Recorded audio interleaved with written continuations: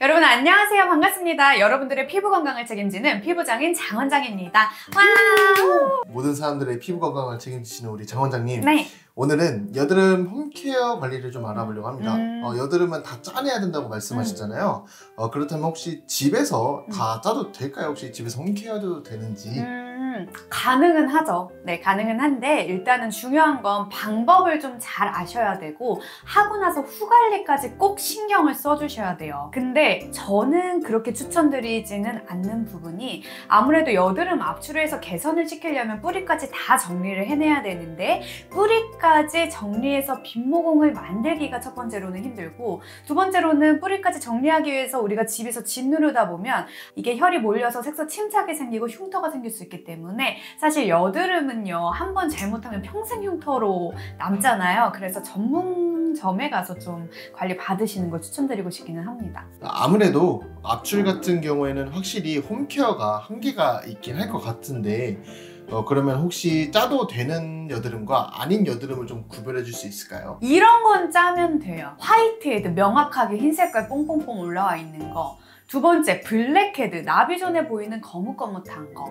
세 번째 누가 봐도 여드름인 거. 그런 거는 무조건 집에서 압출할 수 있어요. 잘만 하면요. 근데 짜면 안 되는 여드름들이 있어요. 첫 번째 이미 터져서 딱지 있는 거 딱지 드러내서 짜시는 분들이 있어요. 답답해서. 절대 안 됩니다. 얘 딱지가 있는 건 보호하기 위해서예요. 그래서 알아서 떨어질 때까지 기다렸다 남아있는 여드름 짜시는 거예요. 그리고 두 번째로는 너무 오래 방치될 경우 얘가 살처럼 융기돼서 뽁 올라온 경우가 있는데 그거 잘못 짜면 무조건 흉터 생겨요. 그래서 그런 경우에는 이제 전문점에 가면 제품 이용해서 얘는 안에 있는 여드름을 각하주기를 정상화시키면서 위로 배출시키는 그런 관리들이 있거든요. 그런 거를 받아야지만 흉터 없이 개선시킬 수 있어요. 그리고 세 번째는 긴가민가한 것들 있잖아요. 이런 것도 짜시면 안 돼요. 이게 여드름인지 알러지인지 긴가민가 할 때가 있어요. 그러면 이런 것들은 어떻게 구분하냐면 내가 살짝 손소독하고 만져보면 여드름인 경우 딱딱해요. 피지가 차 있어서. 근데 알러지성인 경우 물컹해요. 아무것도 없이 일시적인 랑게란스 세포의 면역 반응에 의해 올라온 거라.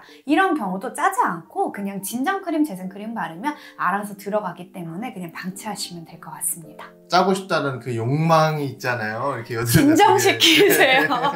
그래서 컴다운. 압출에서 중요한 것은 흉터지지 않고 매끈하게 압출하는 것이 좀 목표잖아요. 매끈한 피부를 위한 완벽한 압출 한번 설명해 주실까요?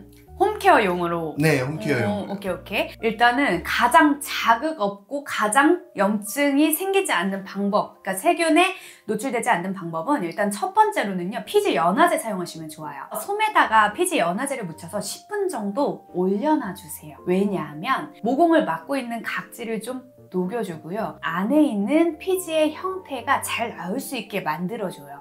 10분이 지나고 나서 알코올을 이용해서 손소독하고 해당 부위 소독하고 면봉 소독해주세요. 저는 면봉으로 압출하는 거 추천드리고 싶어요. 노출되어 있는 영상들도 보면 뭐 니드를 이용해라, 코메도를 이용해라 이런 다양한 방법이 많은데 사실 이거 잘못하면 무조건 흉터 생겨서 집에서 제일 흉터 안 생기고 하는 방법은 면봉이 베스트이고요. 이 면봉도 중요한 게 이게 면봉이고 여기가 하얀 부위라고 했을 때 내가 만약에 이렇게 끝 부위로 막 이렇게 문대면 무조건 자극돼요. 그래서 면봉도 최대한 눕혀요. 눕혀서 굴려주면서 양쪽에서 이렇게 압출을 하게 되면 넓은 면적이기 때문에 피부에 한 군데에 자극이 쏠리는 게 예방이 되면서 색소 침착이나 흉터가 생기지 않고 그리고 최대한 많은 양의 피지가 압출되어서 빈모공을 만들어서 개선시킬 수 있는 그런 확률이 높아지는 거죠. 그렇게 하고 나서 재생 케어까지 해주시면 됩니다. 압출의 끝판왕은 후케어까지인 것 같아요. 그럼요. 네. 압출하고 나서는 어떻게 해야 할까요? 저는 보통 여드름 패치 같은 거 붙여놓거든요. 사실 패치는 후케어로는 추천드리진 않아요. 왜냐하면 이 접착력이 있기 때문에 피부에 좀 자극이 될 수 있거든요. 그래서 후케어는요, 화장품으로 하시고요. 빈 모공 케어와 그리고 위에 표면을 케어하는 방법을 이용하시면 돼요. 그래서 압출을 하면은 빈 모공이 되잖아요. 이 빈 모공을 그냥 방치하면 피부는 돌아가려는 성질이 있어서 피지가 다시 채워지기 때문에 그 전에 얼른 히아루론산 수분 앰플을 넣어서 유수분 밸런스를 맞춰주시면 되고요. 되고요. 그리고 표면적으로는 어쨌든 우리가 아무리 자극 없게 하더라도 평소보다 자극이 간 상태이기 때문에 빠른 재생을 위해서 재생 크림을 꼭 도포해 주시는 거 추천드리고 싶습니다. 풋케어 하니까 또 생각나는 게 있는데요. 풋케어로 연고를 바르라는 말씀들을 하시는 분들이 좀 종종 계세요. 뭐 그 흔히들 말하는 후시딘이나 마데카조 같은 거. 그런 거는 혹시 어떻게 생각하세요? 비추. 근데 이런 경우에는 발라야 되는데 이런 경우를 만들면 안 돼요. 염증이 커, 화농성이에요. 그래서 내가 막 파네요.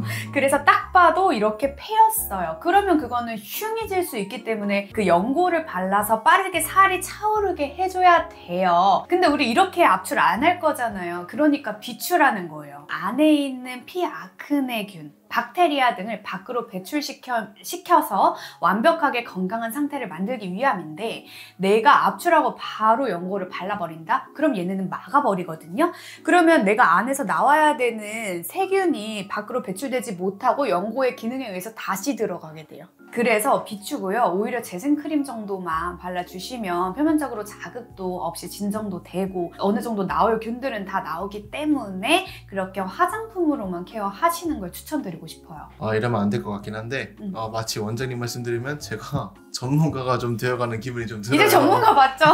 네. 그 정도로 정말 알찬 설명 너무나도 감사합니다. 많은 분들이 좀 흉터로 고생하지 않는 피부가 되길 정말 간절히 바랍니다. 저도 바랍니다. 네.